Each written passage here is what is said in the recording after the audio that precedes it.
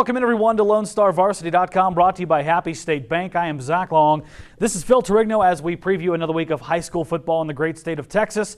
And Phil, we have a jam-packed show this week because there's lots of things to talk about. Some on a more serious note. We had an incident last week after an amazing football game between Coronado and Odessa Permian. Connor Dean is the kicker for the Mustangs. He drills a 54-yarder as time expires. Now, he's also a soccer player. Right. So after he hits this, it hits the crossbar and goes right over.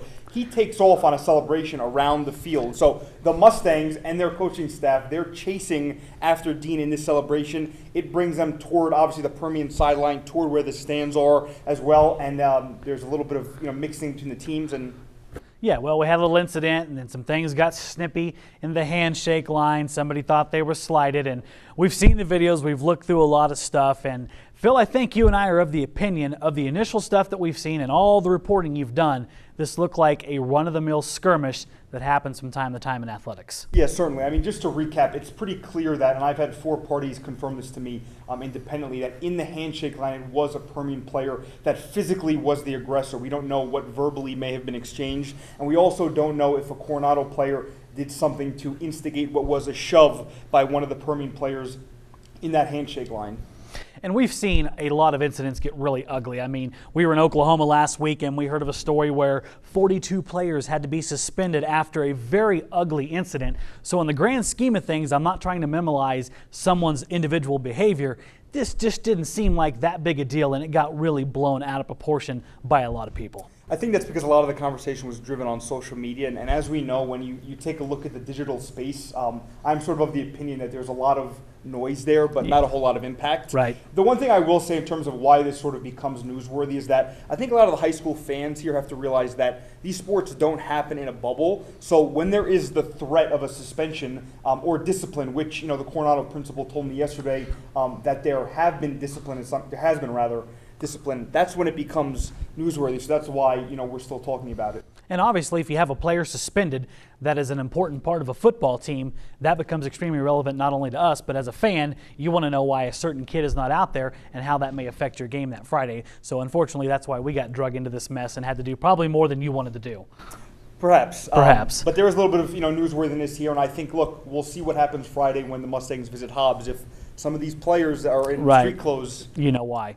But unfortunately, I think the bad thing about this is it took away from a really amazing moment for the Coronado football program. 1996, the last time they beat Odessa Permian. And how many 54-yard field goals do you hear about being kicked in Texas high school football? Not a lot. And I think it's really sad that it took away from a heck of an effort by Coronado and Seth Parr, a program that's trying to turn the corner.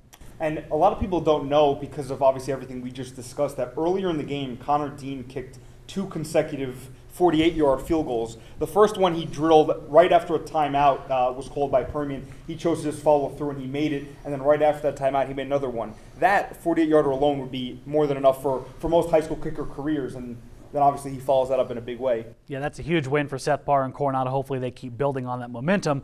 But for now, I've had enough of that crap. I want to actually talk about football, God forbid, because that's the purpose of the show. And let's look at some surprises that are really showing up. And you said this morning, you said, Zach, Abernathy. And I said, yeah, pretty good football team.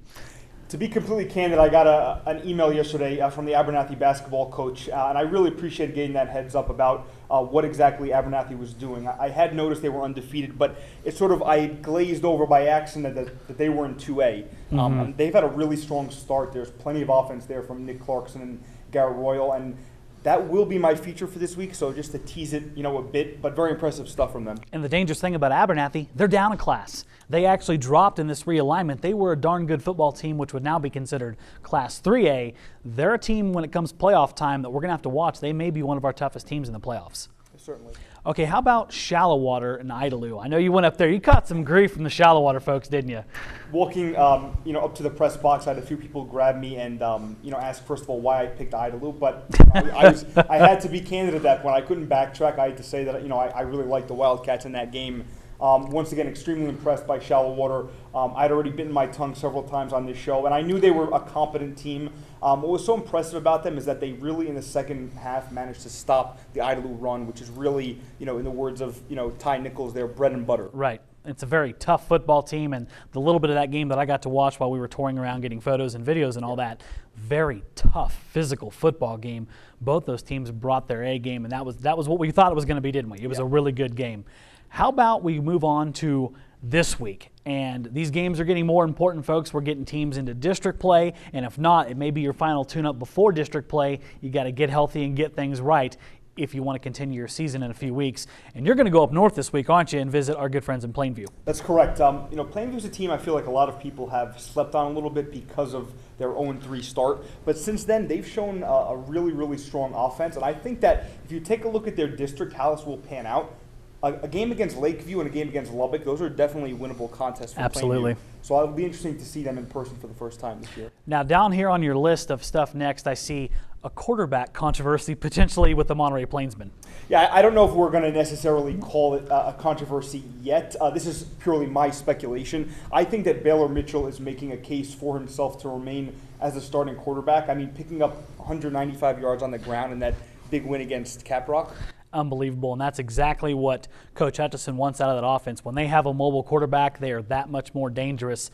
And Monterey's playing well right now, folks. Probably a team we need to keep an eye on. They've got Palo Duro, another team with a lot of elite-level speed. That should be a good football game out there at Lowry Field. No, certainly. And it was obviously Vincent Johnson for them last week with 6 touchdowns. That was our player of the week. So that offense, their defense actually took the Plainsmen to that number 3 ranking in our top 10. But I think the offense now is keeping them there.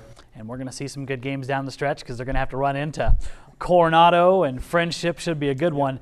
Last year on this list, Trinity Christian. Trinity Christian is a first-year varsity program. We had a big feature that ran on them that coincided with the release of Football Fever. I took a little bit of flack for that from folks who thought I may have been a bit too harsh on Trinity Christian. I thought that what I wrote was a fair assessment of a team that is making the leap to the varsity level in West Texas, which is certainly not an easy task. This team has shown some competency. There's no question about that. They have a proud sporting tradition there, but they're going to take some hits along the way. They're playing Seagraves this week. If you want kids to learn, I think that'll be one way to do it. And the thing about Trinity Christian is you could have done this a number of ways. They are a very successful athletic program. They've had a hell of a basketball team, both men's and women's, over the years. They've had some high success.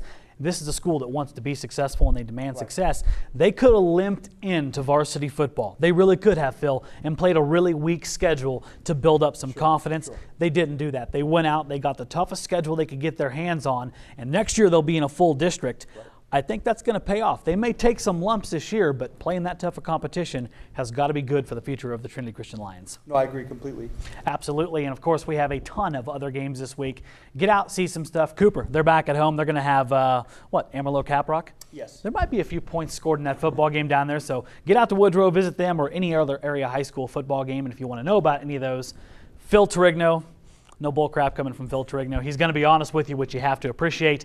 Go over to LoneStarVarsity.com, LubbockOnline.com for all of Phil's fantastic coverage. For now, though, we will bid you farewell. I'm Zach. That is Phil. You're on LoneStarVarsity.com.